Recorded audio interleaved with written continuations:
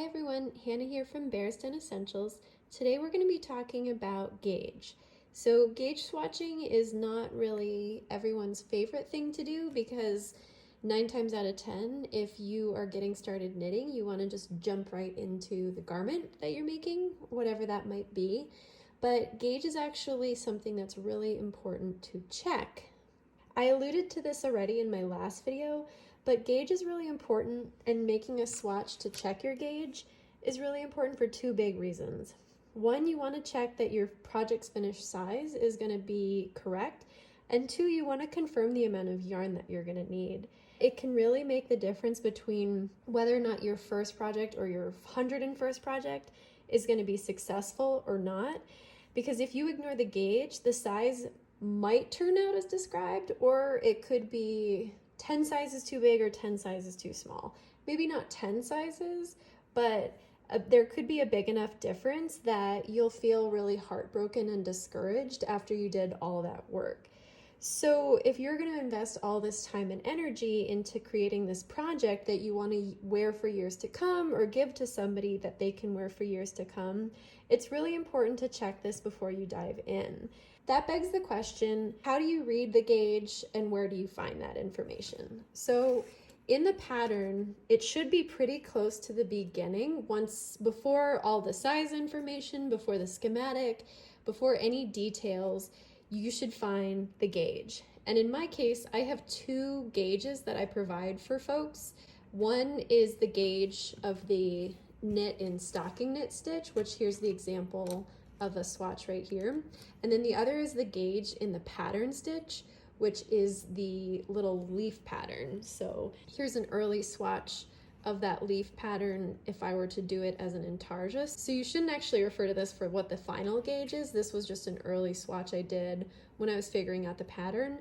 I ultimately decided not to do it intarsia style and had the color change occur after the lace work because I thought it looked nicer. But this is an example of an early swatch that I did to look at not only the stocking knit, but also the ribbing tension. So I went to a smaller needle size for that. And then the pattern part.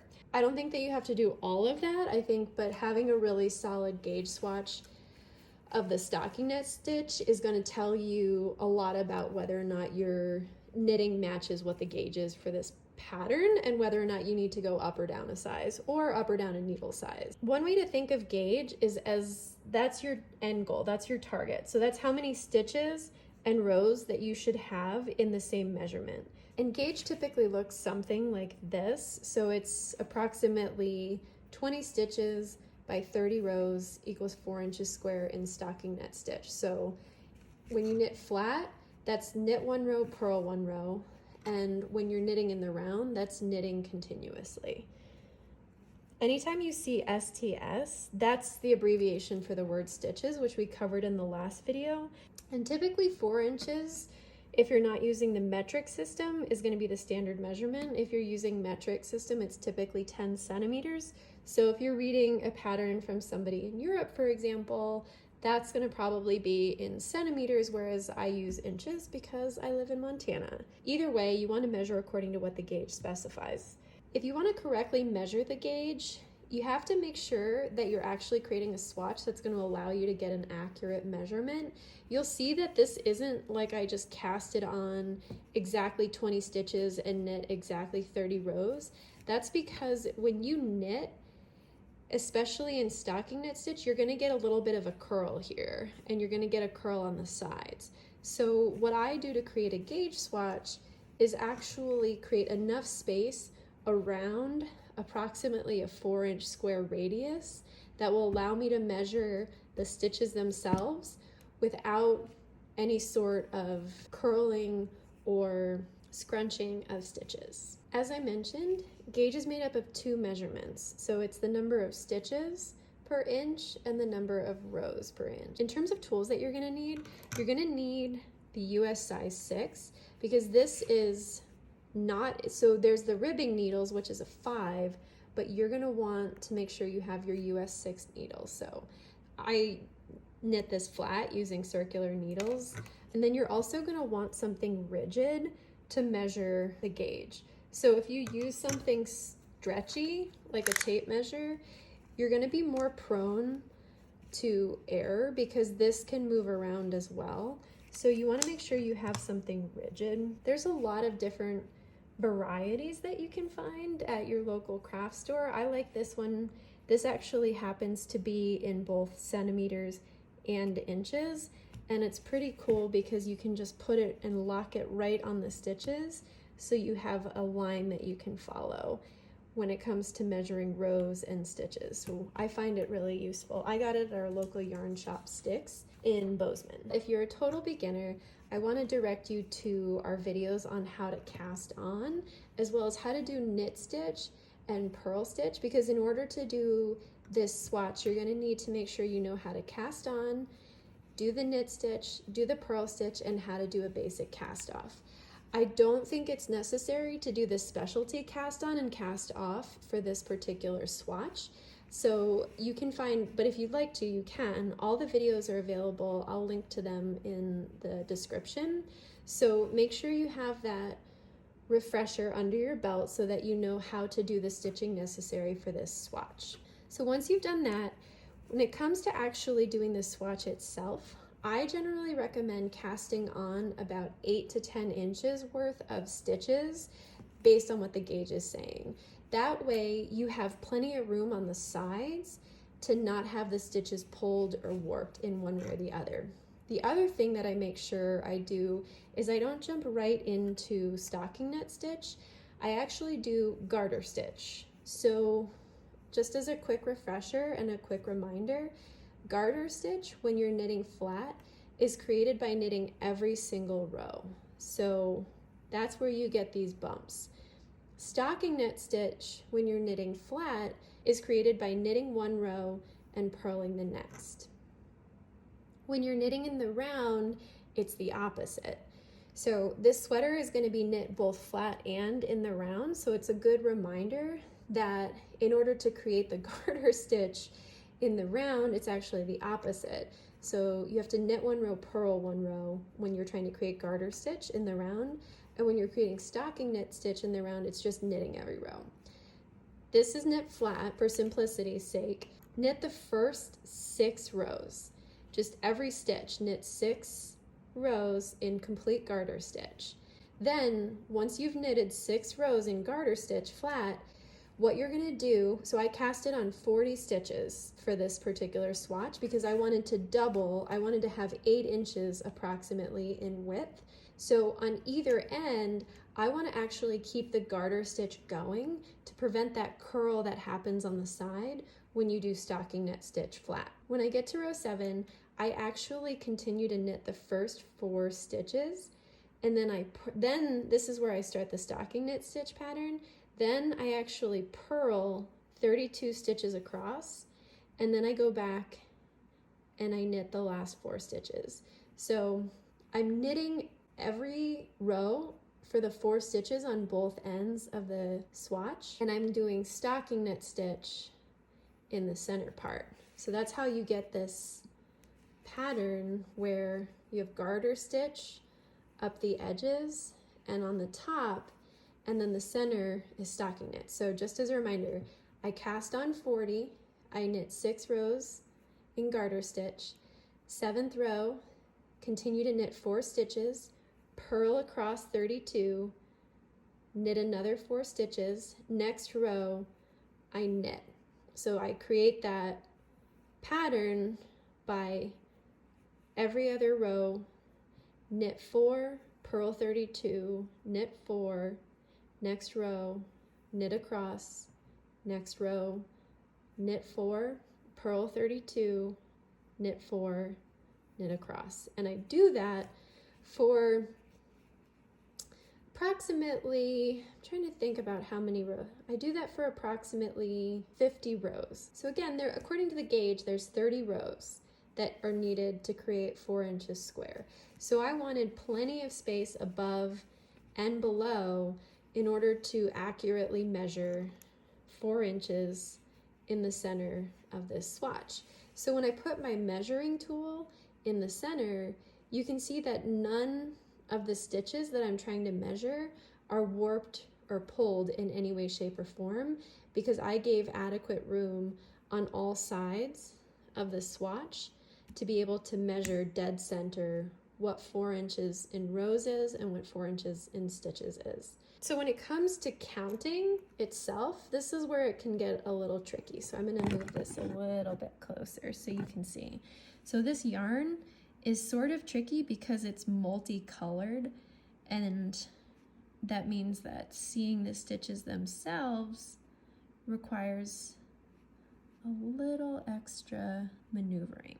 One other thing I will note, there's some back and forth on this, but I tend to land on the side that you should always block your swatch as well if you really want to get an accurate measurement. The final gauge for this pattern was based on the finished garment measurements after I had blocked it. So it's always a good idea to also block your swatch, which I know is a bummer because you're like, wait a second, that means I have to wait an extra day, I have to let my swatch dry, I have to measure it the next day. But again, you're saving time in the future by not having to rip it out. When it comes to actually measuring the stitches and the rows, in a perfect world, you'd count a whole number of stitches or a whole number of rows as part of your measurement. And the reality is that this doesn't typically happen. The tick mark at the end of your measurement might be in the middle of a stitch or like 3/4. And it's actually really important to pay attention to this, because if you're swatching and measuring a gauge for a sweater and the stitch gauge is like 20.5, that 0.5 really adds up when it comes to the width of your project. You really want to pay attention to that 0.5 or whatever it is. On top of that, if your stitch count is off even by half, then that can also affect the amount of yarn you use, and no one likes to run out of yarn part of the way through the project, because chances are you might not be able to find a skein in the same dye lot, and that creates its own host of frustration. If the gauge says 20 stitches in 4 inches, make sure you're hitting 20 stitches, not 20.5, not 19.5. And this can be tricky, and I'll get into a second what to do if your gauge is higher or lower. And the same is true for row gauge. Stitch gauge affects all horizontal aspects of the pattern. Row gauge affects all vertical components, and it's still measured in a similar way. Like this way it's measured vertically, and I'll line up the stitches to measure that in a second. As with stitch gauge, you do need to be as accurate as possible when counting, because half a row can add up to sizing problems later. The nice thing with this tank top is if your row gauge is a little bit different, you're measuring to a measurement, not to a number of rows for the most part. And so you can try your garment on as you're going to see if you want to adjust the length a little bit.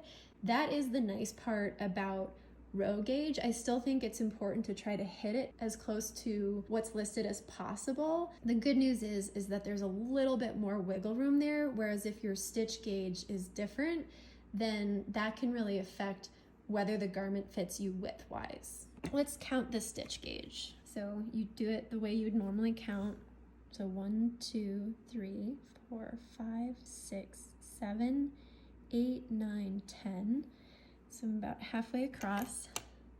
11, 12, 13, 14, 15, 16, 17, 18, 19, 20.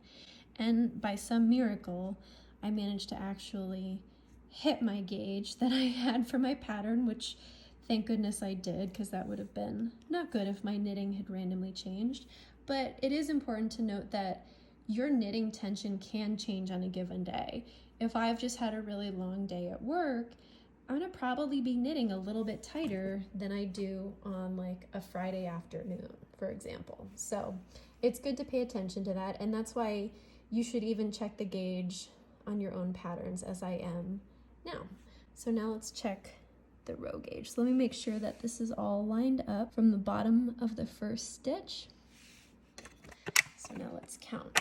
1, 2, 3, 6, 7, 8, 9, 10, 11, 12, 13, 14, 15, 16, 17, 19, 20, 21, 22, 23, 24, 25, 26, 27, 28, 29, 30. Looks like we hit it right on the money, which thank goodness for that.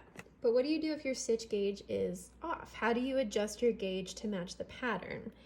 There are 3 things you need to understand in order to know how to adjust. So stitch gauge is going to be directly related to your needle size. Row gauge is going to be directly related to your stitching style. And then tension is going to be like your knitting tension is going to affect both. So you want to focus your attention on the stitch gauge first, because that's, I would argue, the more important of the 2 to get right. If your stitch gauge is off, you need to do one of 2 things. First, you could try changing to a different needle size, and here's the golden rule. If you count more stitches, so that means you're a tighter knitter, go up a needle size and try measuring again. If you count fewer stitches, that means you knit more loosely, so you need to go down a needle size and try measuring again. So if I, using my US 6s, happen to have 22 stitches for every 4 inches, I would want to go up a needle size and try measuring again. So I would go up to a US 7 and see if that doesn't bring me closer to 20 stitches per 4 inches. And if I counted fewer stitches, that means I need to go down a needle size because I'm knitting too loosely. So I would go down to a US 5 and see if that would bring me closer to the correct gauge. More stitches is going to mean that the project is going to be too small and you'll have yarn left over. And if you have too few stitches, that means the project is going to be way too big and you might run out of yarn before you finish. Generally speaking, it's pretty unlikely that you're going to be 2 full stitches off the gauge. That's a pretty big difference. You'll probably be more like half a stitch. The rule of thumb when it comes to adjusting needle size is that if you adjust up or down one, that's going to adjust by half a stitch as well. So like if you're at 20.5 stitches, if you go up to a 7, that should bring you to about 20 stitches. And if you are at about 19 and a half, because you're a little bit looser, and then if you go down to a US 5, that should bump you up to 20 stitches per 4 inches. And here's the thing. The other thing that you can do, if you are really off by more than 0.5 or even 1 stitch, what I recommend is actually going up or down a size. So if you're a knitter who was planning to knit like a small, and you continue to knit way looser than what the gauge is telling you, you might want to knit an extra small because your tank top is going to fit you. The extra small is going to fit you more like a small. And the same is true for the reverse. If you're a really tight knitter, you might want to go up a full size. I still think your first best bet is to adjust the needle size because that's going to be a lot more incremental of a change. But whatever you do, don't start casting on fewer stitches because that's going to throw off the lacework pattern, and that's going to also change all of the calculations. So start with incremental changes to see if you can't hit the gauge that way. If your row gauge is off, more rows per inch means you make your stitches tighter and shorter, and fewer rows per inch means you probably make taller rows than I do. And so this goes back to the purpose of gauge in the first place. We all are going to stitch a little bit differently. It's okay, and I will say it's important to note, it's completely okay if you have to make adjustments. That's the whole reason why we're doing this swatch in the first place. Since row gauge is tied to your stitching style, it's a little bit more tough to correct in the swatching process. But like I said, you might have a slightly taller lacework pattern, but for our garment, what I recommend is measuring as you go if your row gauge is very different. And when I get to the point where I'm doing the separation of the front and the back panels for the sleeves, that's where you should put it up to your own body because you might hit however many inches sooner than I do, and you just want to be prepared for that. And that's where some of that individual tweaking is important. You can add or subtract rows for this particular pattern, but once you get up into the shoulder area, that can be a little bit more tricky. Chances are you're not going to be so far off, and if you are, I think that means you might need to do a little bit of practicing with your yarn and with the basic stocking knit and the garter stitch, so that you are making sure you're hitting roughly this tension. It's always good to practice, and again, if you practice to hit the right gauge, that will help you in the long run. Might not be ideal if you want to get started on your garment, but these are the kinds of things that if you do them now, you're going to be much happier with your final product in the future. And one last note, tension does really make a difference. I mentioned that how you knit on a given day or at a given time can actually affect what your finished garment looks like, but there's a lot of other things too, like how you pull the yarn from the skein. Like if you pull it from the center of the cake or from the outside, that can actually affect it. The key is it's really important to hold your yarn consistently to make each stitch look the same as the last. And if you're a newer knitter, this does take time and practice, and that's part of what makes everyone's stitching style unique, and your stitching style is going to evolve over time. So if everything I've said still has you feeling a little bit unsure, don't worry. Like, gauge is, ironically, I think the hardest, most complex thing when it comes to knitting, because you have to really make sure you're paying attention to some of the more technical aspects of whatever you're doing. Whereas like the actual knitting itself is just mastering the muscle and the motor memory and getting the technique down. But the gauge itself requires all this math and forethought, and a lot of stuff goes into it. So if this all sounds kind of complicated and intimidating, don't be put off by it. It's completely understandable. And if it takes you a couple attempts to get your swatch right, know that you're in good company. That's most of us. And if you're doubting yourself at all, like, grab a spare skein of yarn and find a few free patterns that use this yarn just to practice, get practice making swatches and measuring the gauge. And if you need to adjust, just follow the recommendations I laid out and just don't rush and don't put added pressure on yourself to finish the project right away. It's just practice, and that's how you get better with it. I talked in one of my other beginner series about how there's a lot of pressure for perfection with knitting, but it's a good reminder that this is something that you're supposed to be doing for fun and for yourself, and you have your whole life to learn how to be an expert knitter.